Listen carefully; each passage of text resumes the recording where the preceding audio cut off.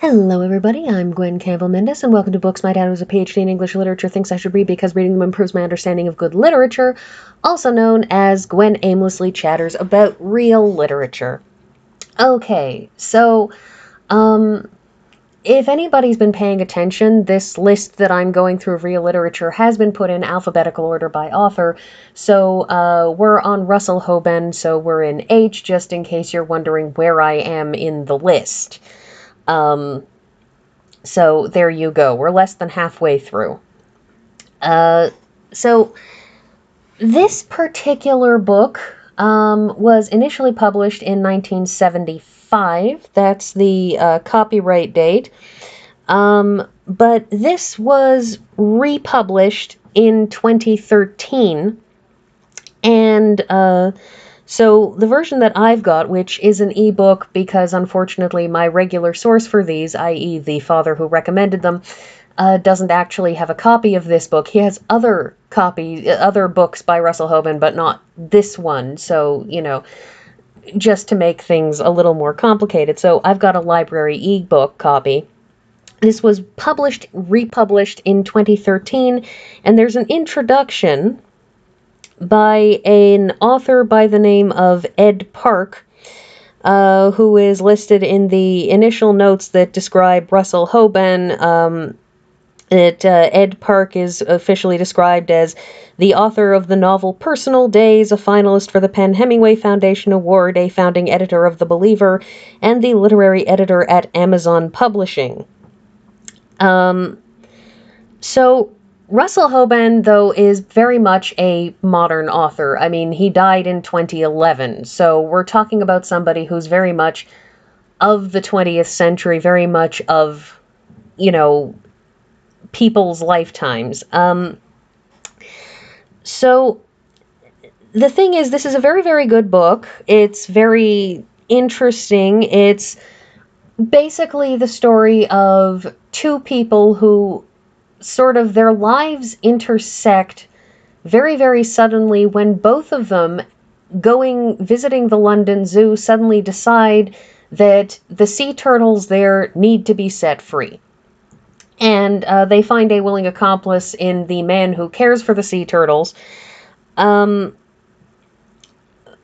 oddly enough, the thing, and it's very interesting, I'm not entirely certain if these are genuine diaries by them or if this is just, walking through their heads in the form of a diary.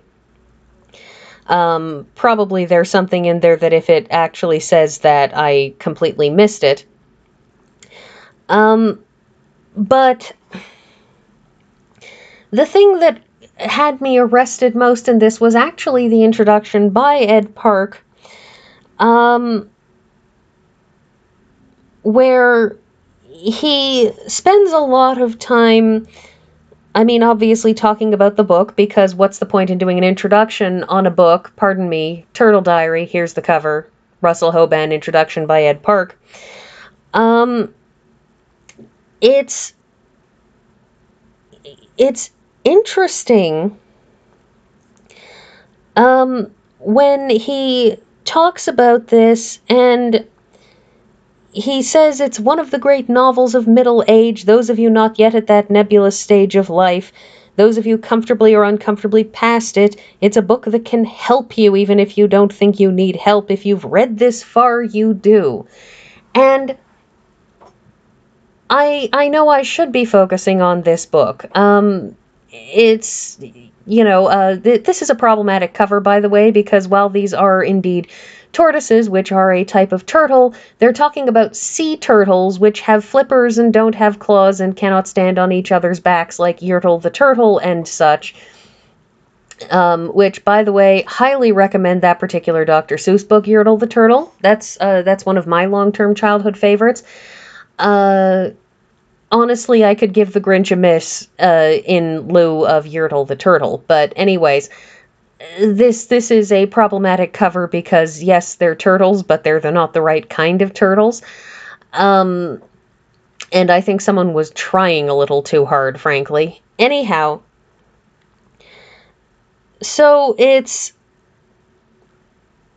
an interesting introduction that, among other things, dates itself rather specifically in the moment that it references, oddly enough, Eminem's Stan, which is that rap song that Eminem did about sort of from the perspective of either himself or an erstwhile superstar who gets a letter from a crazy fan who doesn't get a response in time and loses his mind and kills himself and his wife and kid, and it's really it's a haunting piece of rap music. And one of the reasons why Eminem really is can be one of the best in the genre, in my opinion. But then again, I don't really like rap music all that much, and I'm not a sufficient devotee to really proffer an opinion. So, you can all take whatever opinions you want. But this introduction is, to me at least, very, very arresting in its efforts to talk up this book.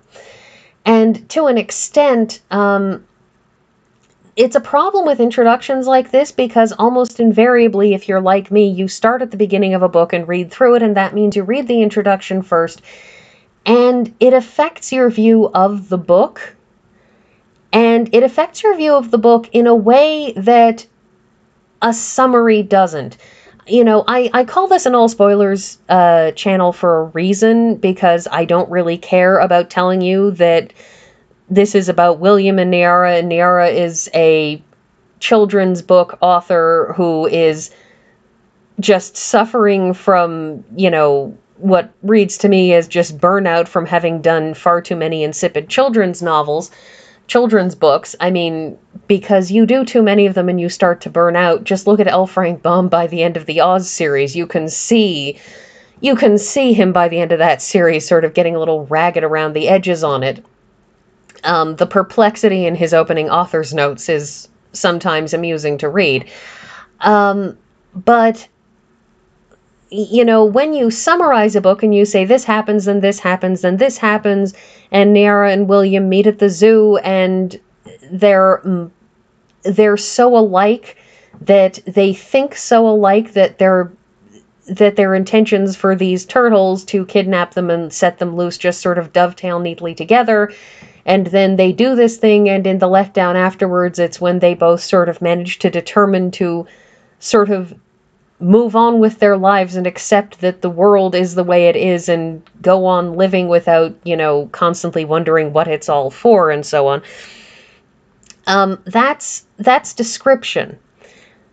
When you throw in analysis, when you throw in discussion of a book and talk about, and talk over much about analysis of the book, and I know that I wind up accidentally doing that sometimes on this channel, but what you do is you tilt people's perceptions in a particular way going into the book, you tilt their expectations, they wind up looking for things, and I wound up most of the way through this book thinking, I don't agree with the "it can help you, but I see why you would think that, Mr. Ed Park." And I shouldn't be thinking that. I should be thinking about the book. So, I know I should be talking about this book, but this introduction has been a minor bee in my bonnet ever since I started reading it. Now, in the much shorter amount of time I have left, let me try to focus on the actual book. So, what's very, very interesting about this, yes, of course, that their minds are a constant reflection in each other, obviously done deliberately. Russell Hoban is clearly not one of those authors where these things happen by accident and someone asks them and they say, oh, did that happen? Good. In this case, you're dealing with these two people who are, as William says during the course of this, they're too alike. That, he notes when they first meet that they might be good together in some way, but they're too alike, they're not complementary, and that they would basically just bounce off each other, but that that similarity in personality, in aloneness, in being lost in the world, in not having other people, in not, in being lost in your head in the way that both of them are, something for which I have great sympathy, by the way. Take that as you will. It's what draws them together long enough to take those turtles and set them free. It also behooves one, when reading this book, not to think too hard about the realities of letting loose animals that have mostly been raised in captivity and setting them free, because, frankly, most of us who know even the smallest amount about that know that it's a terrible, terrible idea. But, just, this is the kind of book that you have to take a step back and not let realities like that interfere with the character analysis. Something that I think is always very important to do when looking at any work of fiction is to accept that an author may not get all the things right in technical terms, but is the story that they're telling true to characters, true to how people work, true to how people would be. And this is very much a book that's about people living day to day, about the way that people get caught up in their heads, and the way that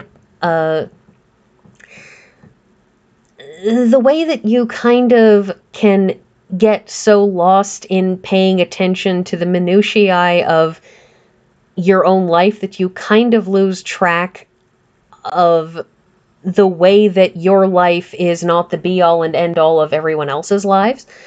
At the same time, of course, we are all the stars of our own shows, and it does you no good to spend too much of your time trying to think about someone else's life, because you have your own life to live.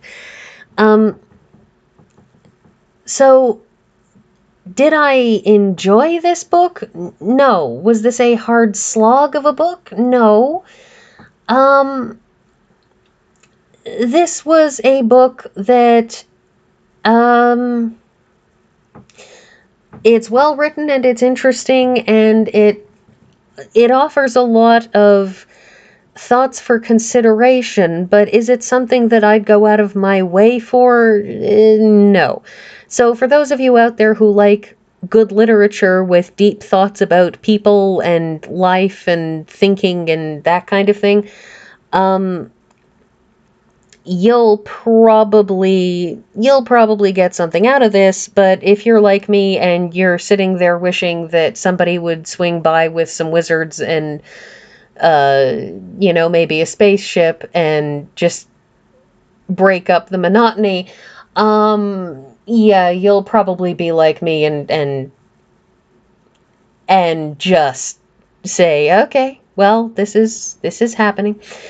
But no, this isn't a long, hard slog of a read of a book. This isn't a book where, if you wind up, say, being assigned it for a course, that you'll wind up sitting there saying, oh my God, I have to force myself to read this, and thinking fondly of anything but this. But it's not really an exciting book. It's a lot of very, very concrete life things made abstract by that contemplation that happens when you stare out the window and look at the world, and all of a sudden you're left thinking about how the world works without the usual lens through which we view things. And it's rather like, when you look at the world from an outsider's perspective, rather like when you look at the characters in a foreign country, people in a foreign country and their foreign ways of doing things, and you see them as being odd the same way that they would see you as being odd, and if you can hear the whistle of the kettle in the background, just ignore it. It's not my kettle. And I'm almost out of time anyhow, so I think that's really all I have to say about Turtle Diary. The introduction by Ed Park was really very unusual, so that's everything, and I will see you all next week.